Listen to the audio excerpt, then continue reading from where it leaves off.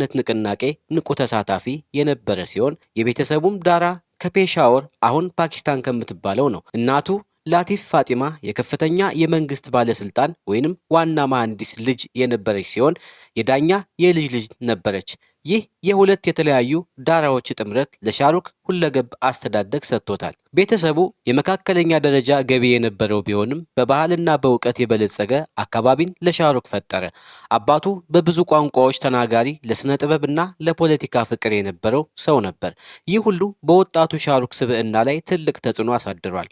አባቱ በህንድ የነጻነት ትግል ወቅት ከጋንዲ እንቅስቃሴ ጋር የተሳሰረ ስለነበር ሻሩክ ካን ከልጅነቱ ጀምሮ ስለ ሀገር ፍቅር እና ቆራጥነት ሰምቶ ነበር ያደገው። ሻሩክ ትምህርቱን የጀመረው በኒው ዴሊ በሚገኘው ታዋቂው ቅዱስ ኮሎምባ ትምህርት ቤት ነበር። በትምህርት ቤት ውስጥ እጅግ በጣም ጥሩ ተማሪ ብቻ ሳይሆን በሁሉም እንቅስቃሴዎች ግንባር ቀደም ነበር። በአካዳሚክ የላቀ ብቃት በማሳየት ብዙ ሽልማቶችን አግኝቷል። በተለይ በእንግሊዝኛ፣ በሂንዲና በኮምፒውተር ሳይንስ ጥሩ ነበር። ከዚህ ባሻገር በስፖርት መስክም ብሩህ ተስፋ ነበረው። በሆኪና በእግር ኳስ የትምህርት ቤቱን ቡድን በካፒቴንነት መርቷል። በቅዱስ ኮሎምባ ትምህርት ቤት ውስጥ ሻሩክ ካን በትወናና በመድረክ ላይ ትልቅ እንቅስቃሴ አደረገ።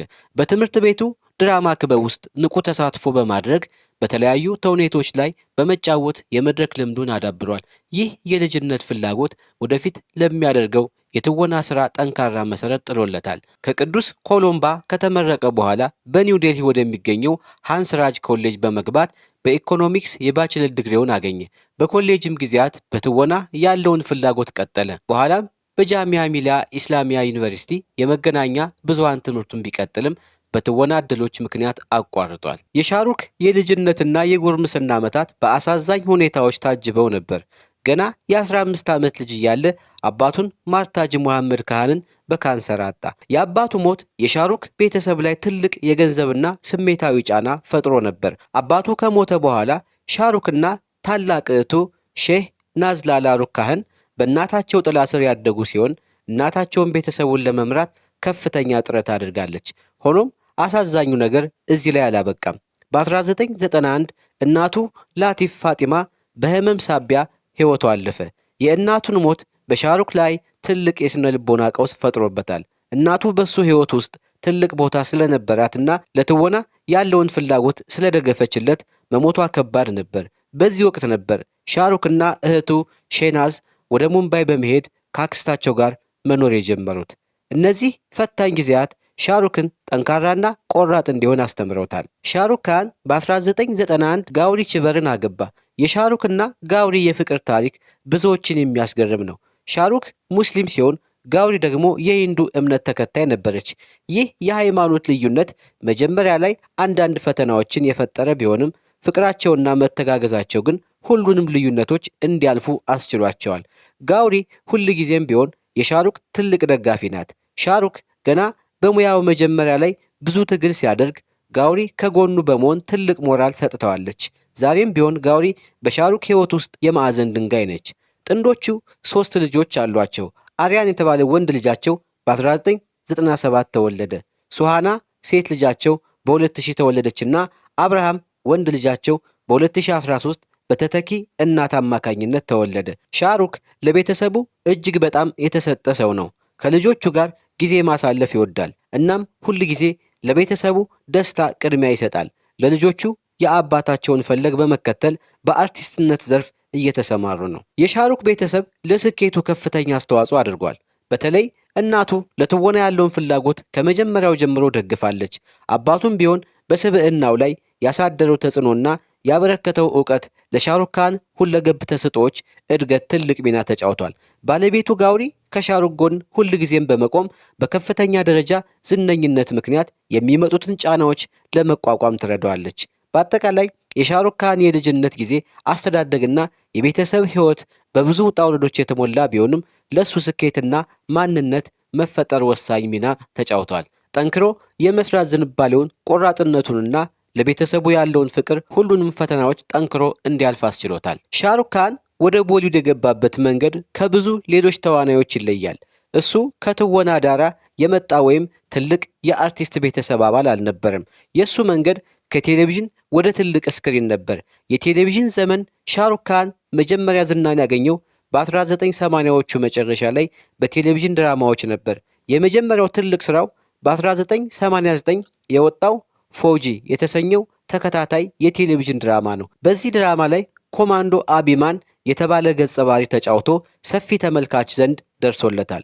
የእሱ ትወናና ማራኪነት ወዲያውኑ የሰዎችን ቀልብ ስቦ ነበር። ከዚህ በኋላ እንደ ሰርከስ 1989 እስከ 1990 እና ኢዴት 1991 ባሉ ፊልሞች ላይ የቴሌቪዥን ተከታታይ ድራማዎች ላይ ታየ።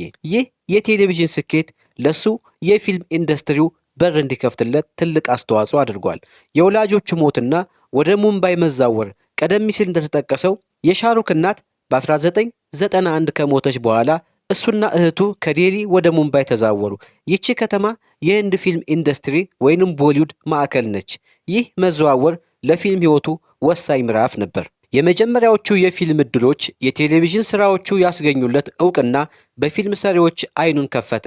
ምንም እንኳን እናቱ በህይወት በነበረችበት ጊዜ ከፊልም ቅናሾች አንዱን ተቀብሎ የነበረ ቢሆንም ፊልሙ አሽናሄ የሚል ስያሜ የነበረው ሲሆን የመጀመሪያው ስራው ሊሆን ችሎ ነበር።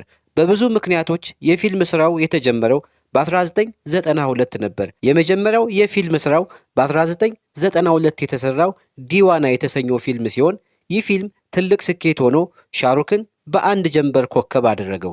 ፊልሙ ላይ የሱ ሚና ከሌሎች ገጸ ባህሪያት ጋር የተጣመረ ቢሆንም የሱ ጉልበትና ትወና ወዲያውኑ ታዳሚውን ማረከ። ሻሩክ ካን ከልጅነቱ ጀምሮ ለትወና ከፍተኛ ፍቅር ነበረው። ይህ ፍቅር በትምህርት ቤትና በኮሌጅ ጊዜ በድራማ ክበቦች ውስጥ በንቃት በመሳተፍ አድጓል። ለፊልም የነበረው ስሜት ትልቅና ውስጣዊ ነበር። ሻሩክ ለትወና የተፈጥሮ ስጦታ ነበረው። ከመድረክ በፊት ይሰማው የነበረ ደስታና ታዳሚውን የመማረክ ችሎታ ያልተለመደ ነበር። ፊልሞች ሕይወትን፣ ስሜቶችንና ታሪኮችን ለመግለጽ ልዩ ዘዴ እንደሆኑ ያምን ነበር። በተለይ ወላጆቹን በወጣትነት ዕድሜው ካጣ በኋላ ትወና ለሱ የስሜት መግለጫና ከሐዘን የማምለጫ መንገድ እንደሆነ ይናገራል። በገጸ ባህሪያቱ ውስጥ በመግባት የራሱን ስሜቶች ለመርሳት ወይም ለመግለጽ ይጠቀምበታል። ሻሩክ ታሪኮችን በመናገር ኃይል ያምናል።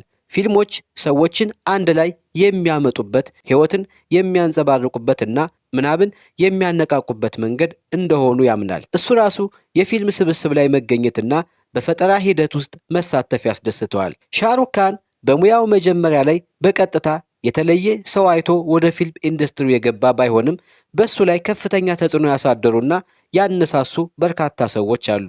የሻሩክ እናት ላቲፍ ፋጢማ ልጇ ለትወና ያለውን ፍላጎት ከመጀመሪያው ጀምሮ ደግፋለች። እሷ ነበረች ሻሩክ ካንን ወደ ተለያዩ የድራማ ክበቦችና ውድድሮች እያበረታታች ያስገባችው። እሷ በሕይወት በነበረችበት ጊዜ እንኳን ለሻሩክ የፊልም ስራዎች ይቀርቡለት እንደነበር ይናገራል።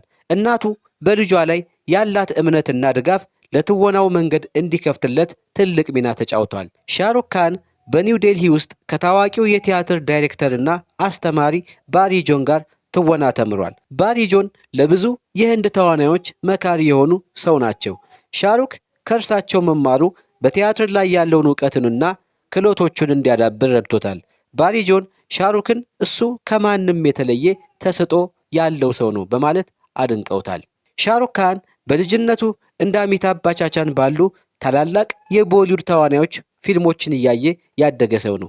የእነዚህ ኮከቦች አስደናቂ ትወናና በህዝብ ዘንድ ያላቸው ተቀባይነት ለሱ ትልቅ መነሳሳት ፈጥሮ ሊሆን ይችላል።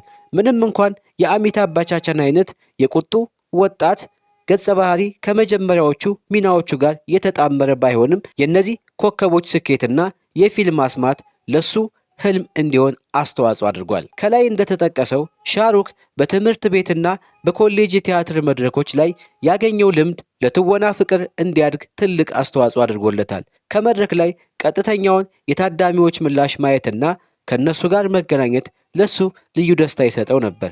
በአጠቃላይ ሻሩክ ካን ወደ ፊልም ኢንዱስትሪ የገባው በተፈጥሮ ተሰጥኦ፣ በወላጆቹ ድጋፍ፣ በተለይ በእናቱ ማበረታቻ፣ በቴሌቪዥን ባሳየው ስኬትና በቲያትር ባገኘው ልምምድ ነው።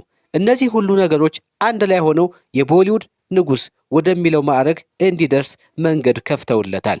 ሻሩክ ካን ከ1990ዎቹ መጀመሪያ ጀምሮ በፊልም ኢንዱስትሪ ውስጥ በተከታታይ ስኬታማ ፊልሞችን በመስራት በዓለም ዙሪያ ካሉ ታላላቅ የፊልም ኮከቦች አንዱ ሆኗል። የሱ የፊልም እንቅስቃሴ በዋናነት በቦሊውድ ወይንም የህንድ ፊልም ኢንዱስትሪ ላይ ያተኮረ ቢሆንም በዓለም አቀፍ ደረጃ ከፍተኛ ተጽዕኖ ፈጥሯል። በ1992 የተሰራው ዲዋና በተሰኘው የመጀመሪያ ፊልሙ ስኬት በኋላ ሻሩክ በአንዳንድ ፊልሞች ላይ ያልተለመዱና ፈታኝ የሆኑ ጸረ ጀግና አንቲ ሄሮ ሚናዎችን ተጫውቷል። እንደ ባዚጋር፣ ዳር አንጃም ባሉ ፊልሞች ላይ አሉታዊ ወይም ግራጫማ ገጸ ባህሪዎችን በመጫወት በባህሪው የቦሊውድ ጀግና አስተሳሰብ የተለየ መንገድ ተከተለ። እነዚህ ፊልሞች የሱን ልዩ የትወና ችሎታና ገጸ ባህሪያቱን ወደ ህይወት የማምጣት ብቃቱን አሳይተዋል።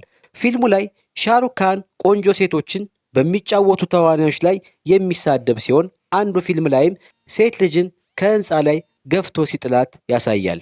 የሻሩክ ካን ዝነኝነት የመጣው በሮማንቲክ ፊልሞቹ ነው። እንደ ዱልዋል ዱላኒያ ሌንጃንጌ፣ ዲልቱ ፓግልሄ፣ ኩች ኩች ሆታሄ፣ ሞሃባቲን እና ካቢ ኩሺ ካቢ ጋም ላይ ባሳየው አስደናቂ ትወና የፍቅር ንጉስ ወይም ኪንግ ሮማንስ የሚለውን ማዕረግ አገኘ።